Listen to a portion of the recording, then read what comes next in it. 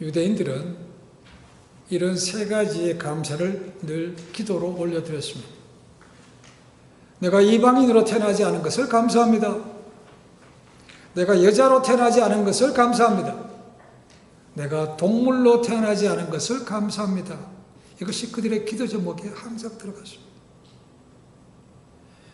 맹자는 이 세 가지를 늘 감사했다고 합니다. 첫째, 부모와 함께 있고 부모가 무고하니 감사하다. 둘째, 하늘을 우러러보고 땅을 내려다봐도 부끄러울 것이 없으니 감사하다. 셋째, 천하의 영재들을 한 집에 모아 교육할 수 있으니 감사하다라고 했습니다. 철학자 플라톤은 신에게 다음과 같은 세 가지를 감사했다고 합니다. 첫째, 짐승이 아닌 인간으로 지어진 것을 감사하다. 둘째, 야만인이 아니라 헬라인으로 태어난 것이 감사하다. 세 번째, 철학자인 것에 감사하다. 그러나 만약 그리스도인이었다면 다음과 같은 것을 감사할 것이라고 어떤 학자는 얘기했습니다. 첫째, 하나님의 형상을 입고 피조된 것에 감사하다. 두 번째, 죄사함을 받고 하나님의 자녀가 된 것에 대해서 감사하다. 셋째, 살아서는 유용하고 행복한 삶을 살고 죽어서는 영생을 얻게 되는 것에 감사하다라고 했습니다. 만약에 유대인과 같은 기도를 드렸다면 저희는 아마 감사하지 못할 겁니다. 그렇죠? 이방인이. 여자들은 감사하지 못할 겁니다. 플라톤 같은 경우에는 헬라인이 아니면, 우리가 헬라인이 아니죠. 그렇죠? 그럼 감사하지 못하는 거죠.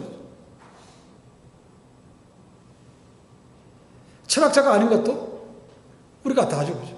감사하지 안 되는 거죠. 그게 말이 안 되는 얘기입니다. 물론 감사하는 것은 사람마다 다릅니다. 조건이 있습니다. 그렇죠? 이렇게 해야 감사하고 이거 아니면 감사하지 못하는 것이 있습니다. 그러나 진정한 감사라는 것은 내가 가져야 되는 것에, 지금 있는 것에 감사하는 것이 아니고 이미 내가 받은 것에 대해서 시작을 한다는 것. 지금 있는 것에 시작한다 그러면 감사하지 못하죠. 그죠? 왜요? 비교하니까. 우리는 많이 가진 것보다는 아직 나보다 더 많이 가진 것에 대해서 그걸 바라보며 배 아파합니다. 아, 나는 왜 저렇게 안 될까? 불평과 쓴소리가 나올 수밖에 없습니다. 그죠? 그게 잘못된 거죠. 시작이 잘못됐기 때문에 과정도 잘못됩니다. 이미 받은 것에 대해서 할 수 있으면 이제 감사할 수 있다는 얘기입니다. 세상은 과거에 비해서 얼마나 많이 좋아졌는지 모릅니다. 많이 편해졌습니다. 좋은 것들도 굉장히 많습니다. 건강도 많이 좋아졌죠. 그죠? 먹는 것도 얼마나 좋은 것들이 많습니까? 그런데 감사는 점점 거의 줄어가고 있습니다. 오히려 건강은 더 나빠지고 있다고 말합니다. 미국이나 우리 조국 대한민국이나 전 세계에서 이제 손가락 안에 꼽는 그런 나라들이 됐지만 본인이 행복하다고 느끼는 사람들보다 불행하다고 느끼는 사람들이 점점 많아지고 있다는 겁니다. 왜 그렇겠습니까? 지금 가진 것이 그렇게 많이 부족해서 그렇겠습니까? 그렇지 않습니다. 여전히 가진 것에 대해서 감사하기보다는 자꾸 딴 것을 바라보고 더 하기 때문에 그렇지 않습니까? 라는 거죠. 만족함이 없는 거죠. 그래서 기쁨도 없고 나눌 줄도 모릅니다. 여전히 자기밖에 모르는 사람들이 그렇게 많습니다. 혹시 우리도 많은 것을 받음에도 불구하고 아직도 더 욕심을 부리고 감사하지 못하는 것은 아니지. 오늘 추수감사절을 맞아서 다시 한번 우리 삶을 돌아볼 수 있기를 원합니다. 우리가 잘 아는 대로 추수감사절은 영국에서 종교의 신앙의 자유를 찾아서 미국으로 왔던 청교도들로부터 시작이 되었습니다. 퓨리탄이죠, 퓨리탄. 이 청교도들, 칼빈의 영향을 받아서 경건하게 삶을 살려고 했던 그런 사람들이었습니다. 그런데 영국에서 그런 요즘에 개신교를 핍박하기 시작했다는 겁니다. 영국 왕 헨리 8세는 영국 국교의 권위를 입고 로만 캐톨릭 철저히 주장하는 화채설을 부인하는 옥스퍼드 신학교수 40명을 고문하고 그 중에 6명은 화형시켰습니다. 화채술이라는 것은 우리가 성찬식 할 때 그 떡을 먹으면 떡이 살로 변하는 것이고 포도주를 마시면 우리 직접 피로 변한다는 것입니다. 그것을 믿어야 된다는 겁니다. 그걸 강조했다는 거죠. 그뿐만 아니라 그의 뒤로 이었던 왕들 역시도 개신교도들을 핍박했습니다. 예배 의식도 똑같이 따라하라고 했고 국교회를 따를 것을 강요했다는 것이죠. 그래서 이 청교도들은 신앙생활을 찾아서 자유를 찾아서 미국으로 옮겨왔습니다. 이들이 떠난 것이 1620년 9월 6일입니다. 떠날 때 102명이라고 하겠습니다. 남자가 78명, 여자가 24명입니다. 영국을 떠나서 미국까지 배를 타고 오는데 메이플라워라는 배죠. 아주 작은 배입니다. 물과 양식이 부족한 상태에서 65일간의 힘든 고생 끝에 그들은 동부 쪽에 있는 매사추세츠의 플리머스라는 곳에 도착을 했습니다. 도착해 보니까 땅은 넓었습니다. 근데 겨울이었기 때문에 황무했고 그들이 가진 양식도 거의 없었습니다. 그런 낙심이 된 그들에게 도와준 사람들이 있는데 바로 그곳의 원주민 인디언들이었습니다. 그들이 일단 겨울을 날 수 있도록 먹을 것을 나눠줬고 그 다음 해가 넘어지니까 그들에게 농사를 지을 수 있는 씨앗도 줬고 방법도 가르쳐줬다는 것이죠. 그들이 102명이 떠났지만 44명이 오는 가운데 죽었습니다. 그 마음이 얼마나 낙심됐겠습니까? 그러나 그들의 따뜻한 도움을 통해서 그들 다시 한번 소망을 가지고 일어설 수 있게 된 것이죠. 그리고 그들은 그들의 도움을 통해서 열심히 농사를 지었습니다. 그리고 가을에 풍성한 수확을 얻었다는 거죠.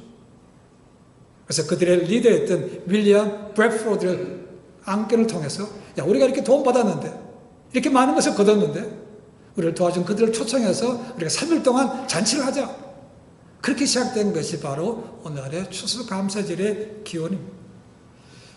이 청교도들은 고난 가운데서 하나님께서 인도하실 것을 믿었습니다. 그리고 더 어려운 가운데서 먼저 감사했다고 얘기합니다. 그들은 암담한 현실만, 그 지나갔던 아픈 것들만 기억하지 않았습니다.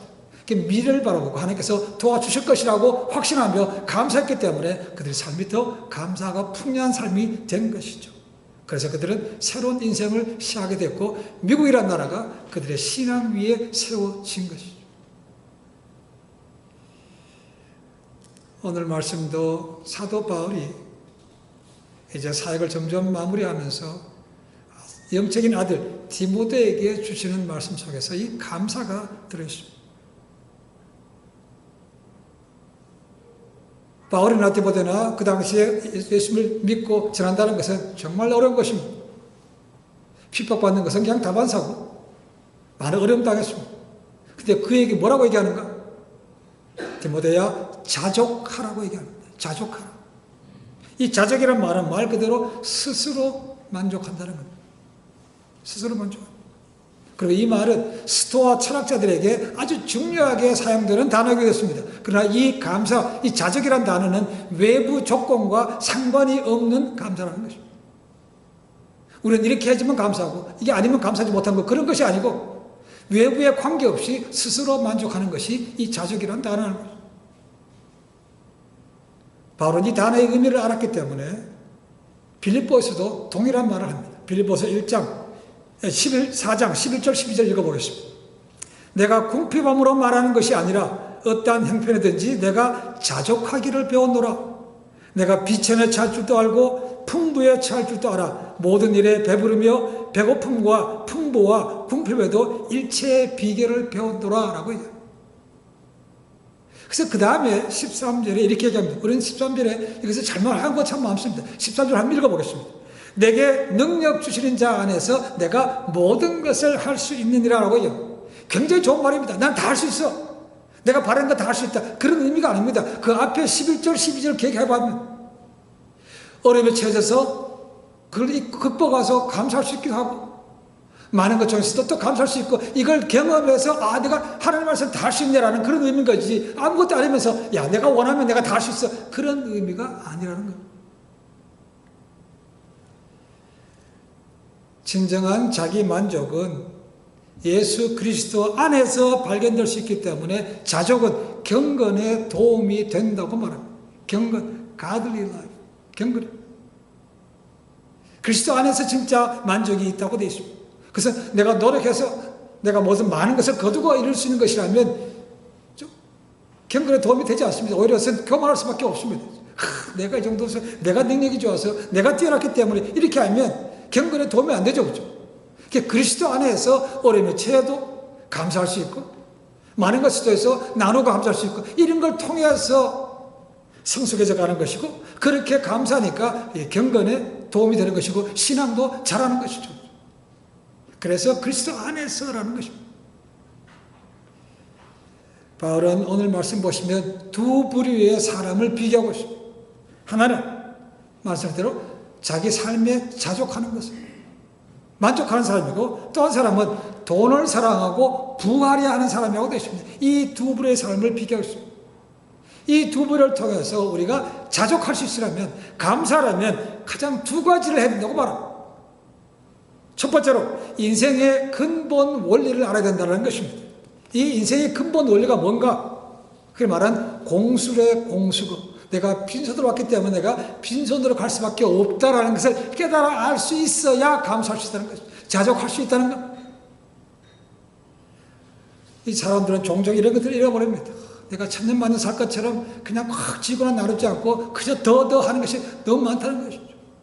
그러니까 많은 것을 가졌음에도 불구하고 넉넉하지가 못합니다. 이 가난한 부자들이 얼마나 많은지 모릅니다. 그렇게 많은 딴 사람보다 많이 가졌어요. 근데 자기보다 많이 가진 1%, 2% 사람을 바라면서 야, 나는 왜 이거밖에 안 돼? 더 해야지. 이런 거 생기니까 감사가 되겠습니까? 염려, 걱정, 근심은 더 많이 생깁니다. 근데 우리는 빈손으로 왔다가 빈손으로 갑니다. 이걸 통해서 어느 사람이 이렇게 얘기했습니다. 지상에서의 삶은 두 알몸 사이에 존재하는 짧은 순례길이다. 두 알몸 사이라는 거죠. 나올 때 빨아먹고 나왔죠. 그죠? 갈 때도 빨아먹고 갑니까? 그렇지는 않습니다. 그죠? 다른 것이 있다면 갈 때는 다른 걸 입죠. 그죠? 올 때는 빨아먹고 나왔지만 갈 때는 수의를 입습니다. 수의. 누구나 죽으면 수의를 입죠. 그죠? 수의 가운데 가장 비싼 것은 안동포라는 것인데 금으로 만드는 것도 있답니다. 금피가 2천만 원 훨씬 넘습니다. 그러면 그렇게 좋은 수의를 입으면 안 썩습니까? 썩습니다. 어쩌면 수의는 그 사람의 치부를 다 덮어주는 것이지 그것이 비쌀 의미는 없습니다. 어차피 썩어서 흙으로 돌아가는 것이죠. 가격에 따라는 자녀들의 그런 능력에 따라서 해줄 수 있는 거지만 한 가지 수의에 가격에 관계없이 공통점이 하나 있습니다. 뭔지 아십니까? 수의에는 주머니가 없습니다. 우리가 주머니는 뭐합니까? 뭔가 넣는 거죠. 그죠? 가져간다는 겁니다. 근데 수의에는 주머니가 없어요. 넣을 수 없다는 겁니다. 그 말은 아무것도 가져가지 못한다는 거예요. 그러니까 빈손으로 왔기 때문에 갈 때도 빈손으로 간다는 거예요. 세상에 태어날 때는 이렇게 쥐고 납니다. 그죠? 세상 나가서 한번 내가 이렇게 쥐어봐야지. 갈 때는 어떻습니까? 손을 벌려줬어요. 아무것도 못 가지고. 이 인생의 원리를 알아야 자족할 수 있고 감사할 수 있다는 것입니다. 아까 말씀드렸지만 오늘날에는 과거에 비해서 참 좋은 거 많이 먹습니다. 내가 원하는 거 선택해서 먹을 수도 있습니다. 근데 건강은 어떻게 보면 더 나빠진 것 같습니다. 옛날에 이렇게 못 살 때도 사실 굶어 죽은 사람은 거의 많이 없었는데 오늘날은 굶어 죽은 사람도 있고 너무 많이 먹어서 탈난 사람도 굉장히 많습니다. 어떤 사람들은 풍요로움 중에서도 정신적인 질환 때문에 스스로 극단적인 선택을 하는 사람들도 점점 늘어나고 있습니다. 우리 주님께서도 산상수훈의 말씀을 통해서 이렇게 교훈을 주셨습니다. 마태복음 6장 25절에 이런 말씀이 있습니다. 그러므로 내가 너에게 이르노니 목숨을 위하여 무엇을 먹을까? 무엇을 마실까? 몸을 위하여 무엇을 입을까? 염려하지 말라. 목숨이 음식보다 중하지 아니하며 몸이 의복보다 중하지 아니하냐. 근데 우리는 많은 경우에 뭘 먹을까? 뭘 살까? 고민하는 게 좀 많죠. 그죠? 돈을 사랑하고 부활한 사람들은 경건히 방해를 받습니다. 그래서 지혜문학, 성경에 나온 지혜문학에 보면 이 탐심에 관한, 욕심에 관한 비유가 굉장히 교훈이 많습니다. 시편 49편 10절에 이런 말씀이 있습니다. 우리는 부한 자들을 두려워해서는 안 되며 그들이 죽을 때 자신의 재물을 모두 남기고 떠난다는 것을 기억해야 한다. 부자라고 해서 천년만 사는 게 아닙니다. 아무것도 가져가지 못합니다. 단지 이 땅에 사는 동안 제비도 조금 더 자기 좋아하는 거 먹을 수 있습니다. 그렇죠? 비싼 거 먹을 수 있습니다. 그러나 그들도 갈 때는 아무것도 가져 못하는 것을 기억해야 된다라고 얘기하고 있습니다. 잠언 28장 20절에 얘기합니다. 충성맹자는 복이 많아도 속히 부하고자 하는 자는 형벌을 면치 못하리라. 전도서 5장 10절에 말합니다. 은을 사랑하는 자는 은으로 만족함이 없고 풍부를 사랑하는 자는 소득으로 만족함이 없나니 이것도 헛되도다. 재물이 영원하지 않기 때문에 주님께서 누가복음 12장 15절에 이렇게 말씀하십니다. 삼가 모든 탐심을 물리치라. 사람의 생명이 그 소유에 넉넉한 데 있지 아니하다라고 했습니다. 넉넉하면 행복하고 넉넉하지 못하면 불행합니까? 그렇지 않습니다. 그렇지 않다는 것. 이런 사실을 알았던 아굴이라는 사람은 잠언 7장 30장 7절 9절에서 이렇게 얘기합니다. 잘 들어보십시오. 내가 두 가지 일을 주께 구하였사오니 나의 죽기 전에 주시옵소서. 곧 허탄과 거짓말을 내게서 멀리하옵시며 나로 가난하게도 마옵시고 부하게도 마옵소서. 혹 내가 배불러서 하나님을 모른다 여호와가 누구냐 할까 하오며 혹 내가 가난하여 도둑질하고 내 하나님의 이름을 욕되게 할까 두려워함이니라. 가난하게도 말고 부하게도 하지 말라는 것이 이 아굴의 기도 제목이었습니다. 부하게 되면 교만해서 하나님을 떠난다는 것입니다. 이게 두렵다는 것이고, 가난하면 훔치고 싶은 마음이 생기는 거죠. 워낙 배고프니까, 너무 헐벗으니까. 그게 범죄하기 때문에 이런 것도 가난하게도 마옵시고 부하게도 하지 마옵시기를 늘 기도했다고 되어 있습니다. 그래서 우리가 알고 있는 주기도문을 말씀하시죠. 그죠? 오늘 우리에게 일용할 양식을 주옵시오. 일용할 양식. 그거면 족하다는 거예요. 주님께서 말씀하신 것처럼 우리의 행복은 내 가진 것에 많고 적음에 결코 있지 않습니다. 탐심을 버릴 때, 자족할 때 그것이 경건에 도움이 되고 감사할 수 있다고 말합니다. 이 탐심 때문에 성경에 죽은 사람들이 꽤 적지 않습니다. 그리고 제가 한번 보았던 아간이라는 사람이 있죠. 예리고성을 찾으러 갔을 때 네 전리품은 다 내 것이니까 내가 아무것도 가져가지 말라. 근데 그 비싼 외투, 돈 숨겼다가 그 가족들이 다 땅속에 묻혀서 죽었죠. 엘리야의 종 게하시도 엘리야가 돈을 받지 않겠다고 그러니까 게하시가 몰래 따라가서 돈 받았다가 죽었어요. 그러니까 무등병에 걸렸죠. 사도행전에 나오는 아나니아와 삽비라도 자기 이름을 내보려고 했다가 많은 것을 드렸음에도 불구하고 둘 다 죽었어요. 그래서 사도 야고보는 얘기합니다. 야고보서 1장 15절에 욕심이 잉태한 즉 죄를 낳고 죄가 장성한 즉 사망을 낳는다라고 얘기해요. 욕심이 시작한다. 욕심은 그냥 가만히 있지 않습니다. 그 상태로 그냥 똑같이 있지 않습니다. 점점 더 커집니다. 그래 결국은 그것 때문에 파멸과 죽음으로 간다고 말하고 있습니다. 여러분 한 알의 진통제는 우리의 아픔들을 사그릴 수 있습니다. 그러나 다량의 진통제는 우리를 치사랑까지, 우리를 죽기까지 갈 수 있다는 것입니다. 우리는 필요한 만큼만 있으면 됩니다. 필요한 만큼.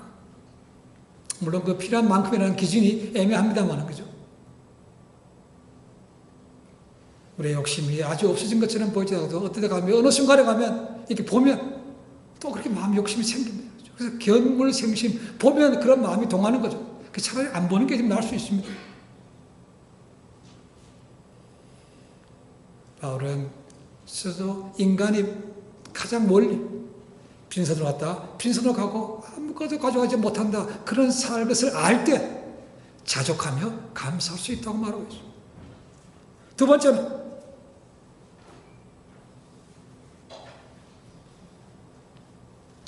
우리에게 아름다움, 오늘 말씀 보시면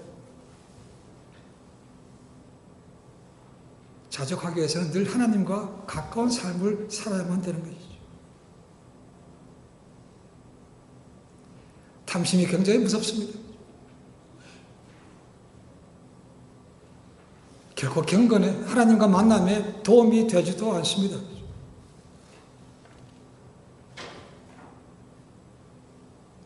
바로 오늘 말씀 보시면 탐심을 가진 사람들이 세 가지 재난을 겪는다고 말하고 있습니다. 첫째로 마귀의 유혹에 넘어가게 된다. 9절 말씀 다 세 개 다 9절에 있습니다.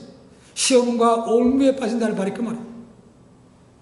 그 다음에는 하나님과의 교제가 단절된다. 어리석고 해로운 정력에 떨어진다는 말이 그 말이에요. 한번 탐심에 빠지게 되면 물질의 욕구에서 영적인 눈이 흐려집니다. 그러니까 자연적으로 하나님으로부터 멀어질 수밖에 없는 거죠. 교제가 단절되는 것입니다. 세 번째는 철저하게 멸망하게 된다고 얘기합니다. 구절에 보니까 침륜과 멸망에 빠지게 된다라는 말이 그 말이에요. 침륜과 멸망을 따로 볼 것인가 아니면 같이 볼 것인가 달라질 수 있지만 같이 보는 경우에는 반복되는 건 중요한 것이죠. 처절하게 파멸이 된다고 말하고 있습니다.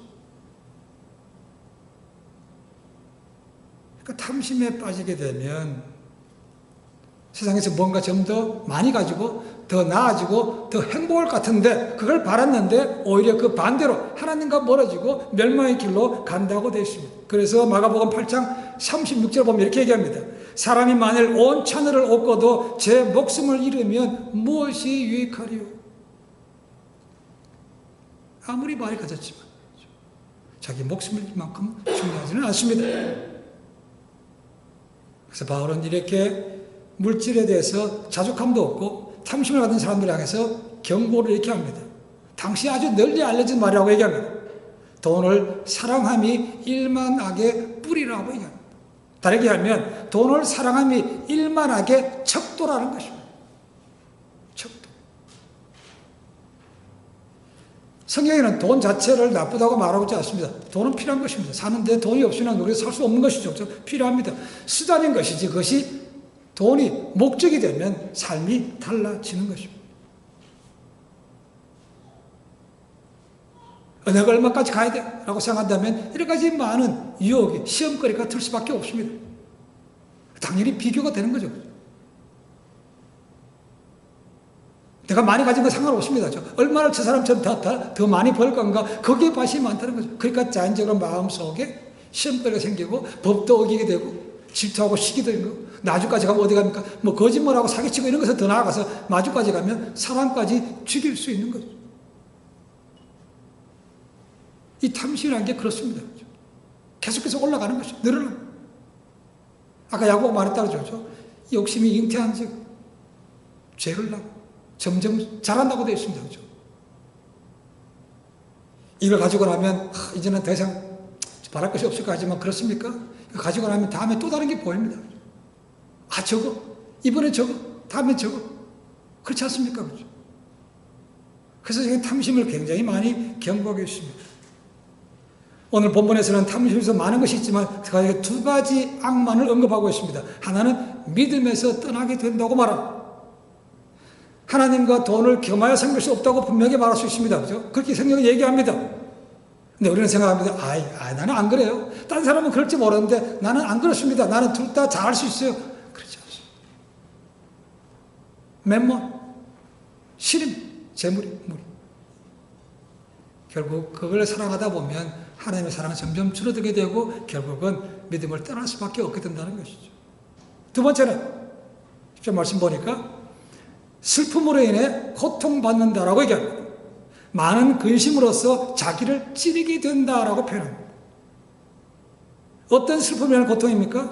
탐심으로 인해서 갖게 될 염려, 걱정, 근심의 고통이죠. 그리고 그것을 이루기 위해서 많은 거짓말, 시험에 빠질 그런 것에 대해서 받는 양심의 가치를 볼 수 있습니다. 그리고 언젠가는 그것을 가졌는데 내 영혼이 만족이 안 돼.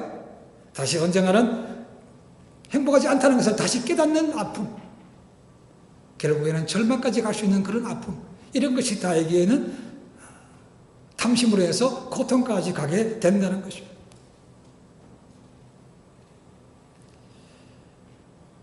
미국의 억만장자 가운데 제이슨, 제이 굴드라는 사람이 있습니다. 이 사람은 철강, 철도에 엄청나게 돈을 투자해서 돈을 많이 왕창 벌었던 사람인데 어마어마한 부자입니다. 근데 그가 죽을 때 아무도, 문자적으로 아무도 그 죽음을 슬퍼한 사람이 없었다는 겁니다. 그래서 이렇게 얘기합니다. 나는 이 세상에서 가장 비참하고 가련한 사람이다라고 고백하고 죽었다고 해요. 어떤 사람은 이 사람이야말로 미국의 많은 억만장자 CEO들 가운데 8번째로 최악의 CEO라고 얘기해요. 그가 돈이 없었기 때문에 그렇습니까? 아니죠.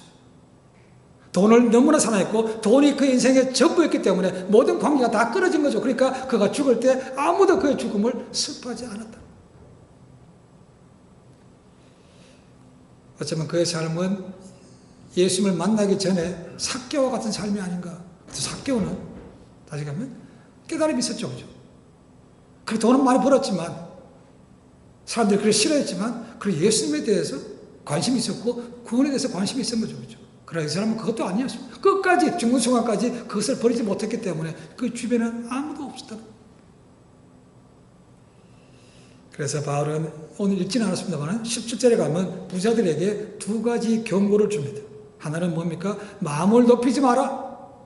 두 번째는 재물에 소망을 두지 마라 라고 얘기합니다. 그러면서 18절의 말씀 보면 뭐라고 합니까? 그 대신에 선을 행하고 선한 사업을 많이 하고 나눠주기를 하고 너그러운 자가 되라고 말합니다. 욕심부려서 더 넓혀가고 뭐하고 이런 게 아니고 선한 일, 선한 사업, 너그러워지고 나눠주는 삶이 되라고 하고 있는 것이죠. 아까 말씀드린 것처럼 우리는 올 때 빈손으로 왔기 때문에 갈 때도 빈손으로 갑니다. 빈손으로 가지만 그것으로 끝이 아니죠. 그렇죠? 믿는 사람들은 죽음 이후에 영원한 삶이 있다는 것을, 그것을 두려워한다는 거죠. 우리의 육체만 죽겠다 살릴 수 있는 그런 사람을 두려워하지 말고 죽은 이후에 우리 영혼까지도 살리시고 멸하시는 그분 하나님을 두려워하며 살 수 있어야 이 땅에서 경건한 삶을 살 수 있고 자족하며 감사하는 삶을 살 수가 있는 것이죠. 처음에 서두에 말씀드렸습니다. 우리가 자족하려면, 감사하려면 내가 지금 가지고 있는 것에서 시작하면 못합니다. 그렇죠? 내가 이미 받은 것에서부터 시작할 수 있어야 감사할 수 있다는 것입니다. 그리고 무엇보다도 그리스도인들은 내가 세상에서 가진 것이 정말 없다고 하지만 가장 중요한 것을 얻은 사람이라는 것을 기억해야만 됩니다. 그래서 뭡니까? 하나님의 사랑으로 영원한 생명을 얻었다는 것이죠. 모든 것을 하였다 하더라도 그것만 있으면 우리는 감사할 수 있는 거죠. 그래서 하박국 선지자가 그렇게 얘기한 것이죠. 하나님을 통해서 이 완악했던 남유다가 북방의 더 나쁜 바벨론에게 망한다는 것입니다. 그 얘기를 듣고 그렇지만 오직 의인은 믿음으로 산다라는 그 하나님의 말씀을 통해서 이렇게 고백합니다. 그렇죠? 하박국 3장 17절 18절. 비록 무화과나무 무성치 못하며 포도나무에 열매가 없으며 감람나무에 소출이 없으며 밭에 식물이 없으며 우리의 양이 없으며 외양간에 소가 없을지라도 나는 여호와를 인하여 즐거워하며 나의 구원의 하나님을 인하여 기뻐하리로다라고 얘기하고 있습니다. 나라가 망한대요. 근데 구원받는다. 의인은 믿음으로 산다. 그 말씀 속에서 구원받은 것에 대해서 감사하면서 했다는 것이죠. 내 은행에 잔고도 없고 아무것도 없고 집도 없고 아파트도 돈도 없고 차도 없고 아무것도 없다는 것. 내 구원의 하나님을 인해서 기뻐하고 즐거워한다. 이것이 그리스도 안에서 자족할 수 있다는 말입니다. 그리스도 안에서. 그러니까 저는 노래가 찬양 가운데 나라는 것을 부른 사람이 있습니다. 송명입니다. 송명이라는 사람. 태어나면서부터 늘 누워 지내야 되는 그런 아픈 사람이었습니다. 평생에 그렇게 누워 지내야 돼요. 근데 뭐라고 고백합니까? 하나님은 공평하신 분이래요. 공평합니까? 절대로 그렇지 않아요. 이 아이들을 다니다가 교통사고를 당해서 전신에 팔도 굳어드는 화상을 입은 자매가 있습니다. 이지선이라고 치면 나올 겁니다. 유튜브에 이지선. 얼마나 예쁜지 모릅니다. 근데 얼굴이 화상으로 다 얼굴이었어요. 몇 번 수술을 받았지만 원래 모습은 나오지 않습니다. 얼마나 낙심됐겠습니까? 물론 몇 번의 수술을 했습니다. 그렇죠? 미국까지 와서 상담학을 공부했습니다. 그리고 자기와 같은 그런 아픔 사는 사람들 갖다가 도와주는 그런 일을 지금도 하고 있습니다. 강단에서 가르치고 있습니다. 이지선. 그 책 보면 이렇게 나옵니다. 자기 엄마한테 이렇게 합니다. 엄마, 하나님께서 내게 주신 최고의 달란트는 감사인가 봐. 이렇게. 아주 감사합니다. 여자들의 얼굴은 거의 생명 같은 거 아닙니까? 근데 그 예뻤던 얼굴이 흉측하게 바뀌었어요. 근데 감사합니다. 그게 그리스도 안에서 귀한 구원을 깨달은 사람만이 할 수 있는 거 아니겠습니까? 그러니까 자족하면 경건에 도움이 되고 감사할 수까지 있다는 말이 맞는 것이죠. 구원은 어느 것과도 비교할 수 없습니다. 많은 것을 가졌고 많은 것을 누렸지만 이 구원을 잃어버리면 그 인생은 결코 성공한 인생이 아닙니다. 짧은 삶 동안에는 80년, 90년 땅에서 저 사람 자성하고 성공한 사람이야, 훌륭한 사람이라고 할 수 있지만 죽은 뒤에는 아니죠. 영원, 8, 90년과 비교할 수 없는 영원을 갖다가 하나님의 심판 속에 지내야 된다는 것입니다. 결코 지혜롭지 않은 거죠. 그러니까 그것을 깨닫는 사람은 감사할 수 있다는 것입니다. 하늘을 돌아보면서 감사의 제목들을 한번 적어보셨습니까? 무지무지 많더라고요. 지금도 저는 적어보고 있습니다. 매일 생각해보면, 시간에 생각해보면 그때 생각나는 것들 하나씩 새록새롭게 나는 것들이 있더라고요. 지금 생각해보면 그 기억도 안 났습니다. 그죠? 근데 생각해서 보니까 그런 것이 기억이 나더라니까. 그래서 적어보면. 금년 말까지 계속해서 있을 거라고 생각합니다. 저 더 가는 감사드립니다. 한번 시간 내서 적어보십시오. 아직까지 땡심까지 시간 남았습니다. 가셔서 꼭 적어보실 수 있기를 바랍니다. 바로 아까 얘기했던 것처럼 재물에 소망을 두지 말고 선한 일을 많이 하고 나눠주길 하라, 너그러지라. 그 말은 뭡니까? 성경 말씀 똑같습니다. 성경은 받는 것이 복이 아니고 주는 것이 복이라고 말하거든요. 그래서 나눠주라는 것입니다. 그래서 믿는 사람들은 복의 통로가 되고 복의 근원이 되는 말이 그 말. 하나님 많이 들었으니까 하나님 땅에서 부족함이 없게 채워주시고 많은 사람에게 나눠주는 축복의 통로가 되게 하옵소서라는 말이 그 말이에요. 저는 그렇게 기도합니다. 안 주고 끌어모은다고 해서 부자 됩니까? 그렇지 않습니다. 오히려 주는 사람들을 보면요, 더 잘 되는 것 같고, 그 무엇보다도 그 마음이 부어요.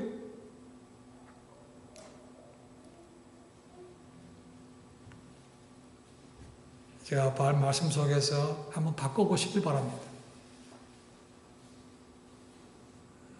자꾸 뭔가 비교해서 왠지 있는 것에서 감사할까 뭐 이렇게 고민하지 마시고 내가 받은 것 무엇보다 비교할 수 없는 구원을 생각하시면서 하나님께 감사하실 뿐만 아니고 그러면서 하나님께서 복을 받음을 통해서 축복의 통로가 되는 마지막 때에 귀하게 쓰임받는 그런 삶이 되시기를 주님의 간절히 축원해 드립니다. 기도하겠습니다.